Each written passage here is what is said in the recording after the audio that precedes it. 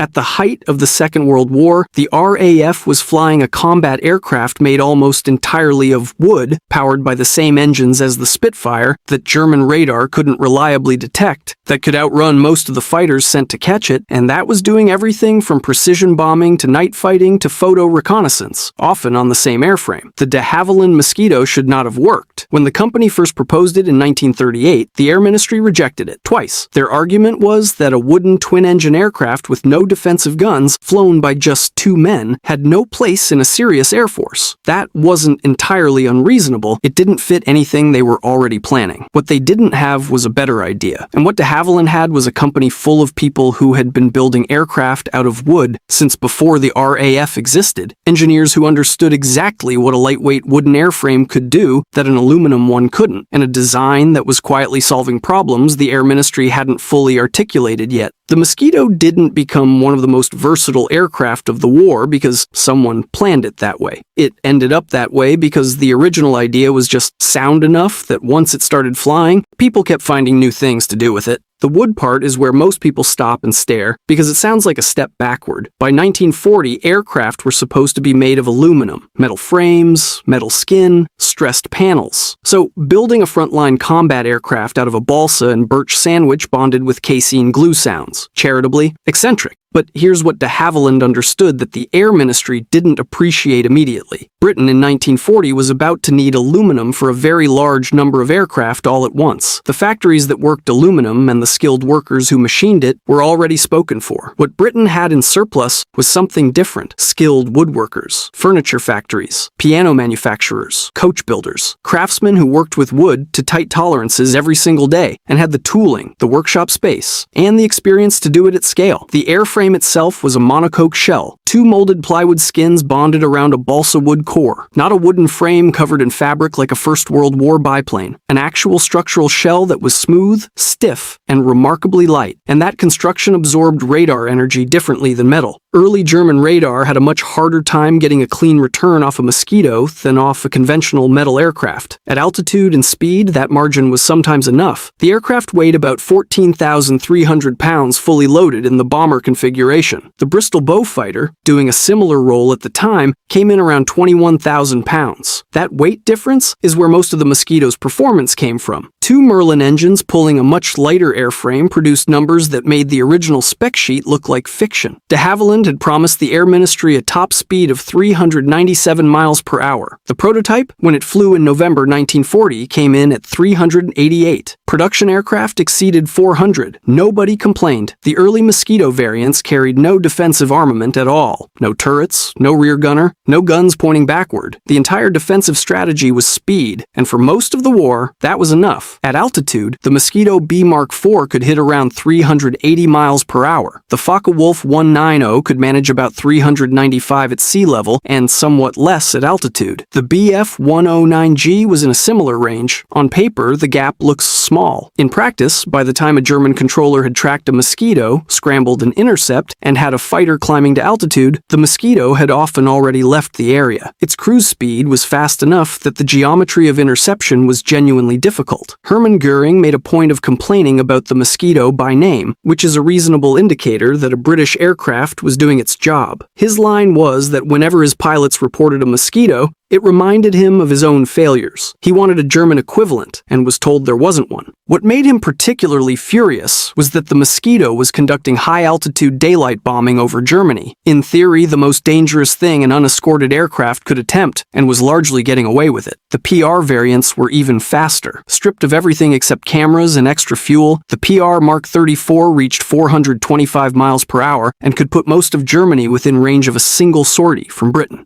These aircraft flew alone, unarmed, at extreme altitude, banking entirely on the fact that nothing Germany could get airborne would catch them before they were already gone. For most of the war, that calculation was correct. The night fighter variants applied the same advantage differently. The Mosquito NF Mark II carried early British airborne intercept radar, and the combination of AI radar with enough speed to run down a German bomber made it highly effective in the night defense role. Faster than the Beaufighter, longer ranged, and easier to handle at low altitude in the dark. The Junkers Ju-88 was the aircraft Germany used most often in the night fighter role because it was roughly in the same performance bracket. The Mosquito's edge was usually enough. At some point during the war, the RAF looked at what the Mosquito was doing and kept adding things to the list, which is how you end up with an aircraft that was simultaneously a high-altitude photo reconnaissance platform, a low-level precision bomber, a night fighter, a ground attack aircraft, a pathfinder for heavy bomber streams, a maritime strike aircraft, and a courier between Britain and neutral Sweden. That last one is real. BOAC ran a civilian route using Mosquitoes over occupied Europe because nothing Germany had could catch them. The bomber variants that operated with 2 Group and later with the Pathfinder force carried 4 500-pound bombs internally plus 2 more under the wings in later Marks. The Mark 16 could carry a single 4,000-pound cookie bomb, which required a bulged bomb bay and which made that aircraft look somewhat pregnant from below. But it worked. For context, the Lancaster could carry 14,000 pounds of bombs but needed a crew of 7. The Mosquito delivered its payload with 2 men. The maritime strike versions carried torpedoes or 8 rockets under the wings, plus a battery of nose-mounted cannons. The anti-shipping role over the North Sea and the Norwegian coast was dangerous work by any measure, but the Mosquito's speed made low-level attacks and exits possible in a way that slower aircraft couldn't replicate. The FB Mark 6, the fighter bomber variant, became the most produced version of the aircraft. It carried 4 20mm cannons and 4.303 machine guns in the nose, plus bombs or rockets under the wings. Units in 2nd Tactical Air Force used it for train busting, airfield attacks, road interdiction, and anything else that needed a fast, low-level aircraft with serious firepower. The fact that all of these very different aircraft shared the same basic airframe meant that production was relatively straightforward, maintenance was standardized, and crews who had trained on one variant could transition to another without starting from scratch. That kind of flexibility had a logistics value on top of the operational one. If there was a single moment where the Mosquito went from promising to legendary, it was probably September 25, 1942. 6 aircraft from 105 Squadron flew to Berlin in broad daylight at low level and bombed the Reich Air Ministry building. This was partly a military strike and partly deliberate provocation. Göring was in the middle of a public speech celebrating the anniversary of the Luftwaffe when the bombs went off close enough that the broadcast was interrupted. The propaganda value was real and intended. No aircraft were lost. That raid established a pattern that the Mosquito would keep exploiting throughout the war. Precision low-level attacks at specific buildings and infrastructure targets, timed for maximum disruption, executed at speeds that made conventional interception very difficult. The Amiens prison raid in February 1944 is the most famous individual Mosquito operation. 18 aircraft from 140 Wing attacked the walls and guardhouses of a prison where French resistance members were being held, reportedly scheduled for execution. The attack breached the outer walls and killed a number of German guards, allowing a significant number of prisoners to escape. The raid required hitting specific sections of a building at low level while avoiding the cells. Post-war accounts of exactly who planned it have been debated, but the flying was not in dispute. Operation Jericho was one data point in a longer pattern of precision attacks. Mosquitoes of the Pathfinder force were marking targets for Bomber Command's heavies using target indicators dropped from low level, improving accuracy across the entire strategic bombing campaign. The Light Night Striking Force, which flew high-altitude Mosquito sorties over Germany almost nightly by 1944 and 1945, dropped bombs and chaff in patterns designed to confuse German radar and stretch the night fighter response. By some nights toward the end of the war, over 100 Mosquitoes were airborne over Germany simultaneously. The aircraft also flew the first operational sortie of the entire war by Bomber Command and some of the last. That range, from 1940 to 1945, across missions that had almost nothing in common with each other except the airframe, is what separates it from aircraft that were good at one specific thing. The Air Ministry had rejected the Mosquito because it didn't fit their existing requirements. What they were actually saying was that they had already decided what a bomber needed to look like, and de Havilland's proposal didn't match the description. It needed defensive guns. It needed a larger crew. It needed metal construction. All of those assumptions turned out to be wrong in specific and important ways once the aircraft was actually flying. The no-guns decision, which looked like a weakness, became part of what made the aircraft work. Every pound that wasn't a gun turret was a pound that went into fuel or bomb load or kept the airframe light enough to stay fast. The 2-man crew meant fewer people at risk on every sortie, simpler training pipeline,